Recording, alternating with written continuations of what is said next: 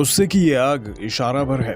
सच्चाई ये है कि आर्थिक संकट से जूझ रहे श्रीलंका के लोगों में जो उबाल है वो किसी भी वक्त ज्वालामुखी बन सकता है। अपने ही गलत आर्थिक नीतियों के चलते श्रीलंका के आर्थिक हालात इस कदर खराब हुए हैं कि यहाँ की सरकार हिल गई है। लोगों पर असर पड़ा तो वो सड़कों पर उतरकर विरोध प्रदर्शन करने लगे हैं।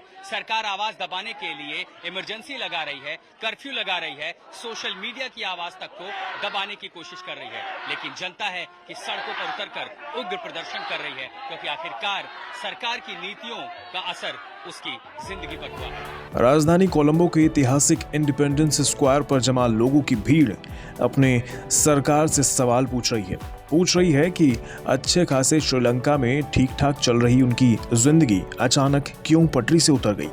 खाने के लिए अनाज नहीं, इलाज के लिए दवा नहीं, बच्चों के लिए दूध नहीं, डीजल नहीं, पेट्रोल नहीं, बिजली नहीं, फौज के पहरे में तेल बट रहा है, छात्र परीक्षा नहीं दे पा रहे क्योंकि एजुकेशनल बोर्ड के पास कागज नहीं है। आजादी के बाद श्रीलंका सबसे मुश्किल दौर से गुजर रहा है, जहां आम आदमी के सामने अंधेरा ही अंधेरा है और इसी छटपटाहट में लोग, खासकर युवा, सड़कों पर उतर आए हैं। अगर तुम दूध को देखो 1650 रुपीज, एक बच्चे के लिए हम दूध भी नहीं ले सकते, दूध भी नहीं है। और सोचो, फ्यूल नहीं है, पेट्रोल नहीं है, इलेक्ट्रिसिटी 13 आवर्स कट है। अगर तुम जाके देखो, बहुत सारे लोग, उन लोग का नॉर्मल वर्क कर नहीं सकते क्योंकि 13 आवर पावर कट्स कौन सी देश में होता है। डॉलर के मुकाबले श्रीलंका के रुपए की वैल्यू काफी नीचे गिर गई है। पेट्रोल और डीजल की किल्लत अपनी जगह है और महंगाई आसमान पर है। आलू का भाव 200 रुपए, मिल्क पाउडर प्रति किलो करीब 2000 रुपए, नारियल तेल 850 रुपए प्रति लीटर, चीनी 250 रुपए किलो, एक कप चाय की कीमत 100 रुपए और एक अंडे की कीमत 30 रुपए है। 480 रुपए किलो चावल। कोलंबो में, जैसे हमारे यहाँ हिंदुस्तान में मंडियां होती हैं, इन्हें इकोनॉमिक सेंटर कहा जाता है और पूरे श्रीलंका में कई जगहों पर ऐसी होलसेल और रिटेल मंडियां बनाई गई हैं। ये भारत से आयात किया हुआ चावल है जिसकी कीमत 480 रुपए प्रति किलो है। ये पाकिस्तान से आया हुआ चावल भी है यहाँ पर, जिसकी कीमत 410 रुपए प्रति किलो है। अब आपको दिखाते हैं कि जो श्रीलंका का अपना उत्पाद है, देखिए 385 रुपए प्रति किलो। आप समझ सकते हैं ये चावल की कीमतें हैं। इतने में आप 5 किलो 10 किलो का कट्टा ले जाते हैं, लेकिन यहाँ 1 किलो के लिए, और जो सबसे न्यूनतम कीमत है, ये श्रीलंका का अपना चावल है, मोटा चावल, ये 210 रुपए प्रति किलो है। सरकार की गलत आर्थिक नीतियों ने श्रीलंका को वहां ला खड़ा किया है जहां से कोई रास्ता नजर नहीं आता। अपने संसाधन सीमित हैं और विदेश से सामान मंगाने के लिए विदेशी मुद्रा नहीं है। पहले से श्रीलंका पर बेशुमार विदेशी कर्ज है। हालात से निपटने के लिए विदेशी संस्थाएं जैसे IMF से गुहार तो की गई है, लेकिन अभी मदद का कोई ठोस भरोसा नहीं मिला। यानी श्रीलंका एक ऐसे दुष्चक्र में फंसा है जिसकी वजह से वहां के लोग दाने दाने के लिए मोहताज हो सकते हैं।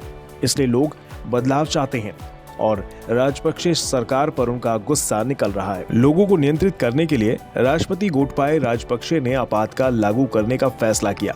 हिंसा को रोकने के लिए कर्फ्यू भी लगाया गया। उसके बाद प्रधानमंत्री महिंद्रा राजपक्षे को छोड़कर पूरी कैबिनेट ने इस्तीफा दे दिया। श्रीलंका के केंद्रीय बैंक के गवर्नर भी अपने पद से इस्तीफा दे चुके हैं। राष्ट्रपति विपक्ष को साथ लेकर एक साझा सरकार बनाने की कोशिश कर रहे हैं ताकि संकट की इस घड़ी में सभी मिलजुल कर काम करें और देश को इस मुश्किल से निकालें। नए मंत्रियों को कमान दी जा रही है। ये किल्लत अभी लगातार बढ़ रही है और ये किल्लत अगर और बढ़ेगी तो आक्रोश भी बढ़ेगा, आक्रोश बढ़ेगा तो संघर्ष भी बढ़ेगा और सड़कों पर प्रदर्शन भी और उग्र होगा। सांकेतिक तौर पर भले ही कैबिनेट ने इस्तीफा दे दिया हो, लेकिन इससे शायद काम न चले, क्योंकि जनता सीधे सीधे पूरे राजपक्षे परिवार को कह रही है, देखिए राष्ट्रपति भी आप ही हैं, प्रधानमंत्री भी आप हैं, कैबिनेट में भी आप ही हैं, हर जगह आप ही डिसीजन मेकर हैं। तो शायद अब वो नाराजगी राजपक्षे परिवार पर सीधे सीधे पहुंच रहे, वो चाहते हैं कि आप इस्तीफा दीजिए, घर जाइए, कोई और सरकार आएगी और तब समाधान निकलेगा। लेकिन वो कैसे निकलेगा, ये भी ब्लूप्रिंट कहीं किसी के पास दिखाई पड़ता नहीं है फिलहाल।